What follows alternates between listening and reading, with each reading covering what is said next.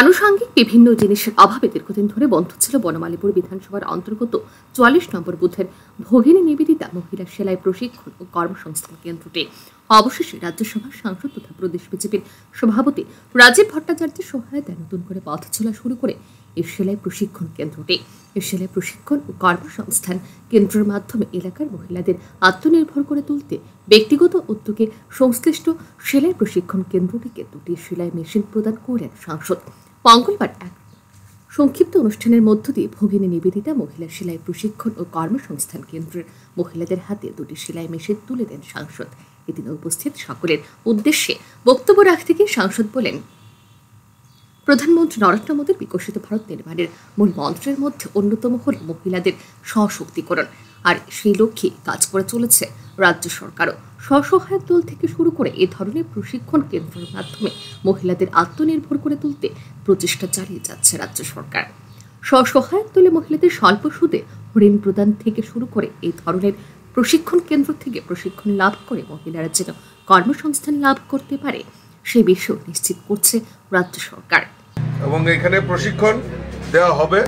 পরবর্তীতে আরও এটাকে পরিকাঠামো আরও উন্নয়ন করার জন্য যা যা প্রয়োজনীয়তা আছে আমি আপনাদেরকে সহযোগিতা করব। এবং আমি চাই যে আমাদের দেশের যশস্বী প্রধানমন্ত্রী নরেন্দ্র মোদীজিও চাইছেন যে মহিলাদের আত্মনির্ভর করা। আমরা কোনোদিনও ভাবতে পারিনি যে আমরা লাখপতি দিদি আমরা শুনতে পারবো। আজকে মোদিজির কল্যাণে লাখপতি দিদি আমরা শুনতে পাচ্ছি। মহিলাদের আত্মসম্মান এবং বিশেষ করে মোদিজি যেটা বলছেন যে আত্মনির্ভর, মহিলাদের আত্মনির্ভর করা, সেই লক্ষ্যে মহিলাদের স্বরোজগার করা, যে সেলফ হেল্প গ্রুপের মাধ্যমে এবং বিভিন্নভাবে মহিলাদের সহায়তা করার উদ্যোগ নিয়েছেন আমাদের রাজ্যের সরকারও নিয়েছে। তো তারই অঙ্গ হিসাবে আমিও কিছু প্রয়াস করছি যে মহিলাদের আত্মনির্ভর কিভাবে করানো যায়।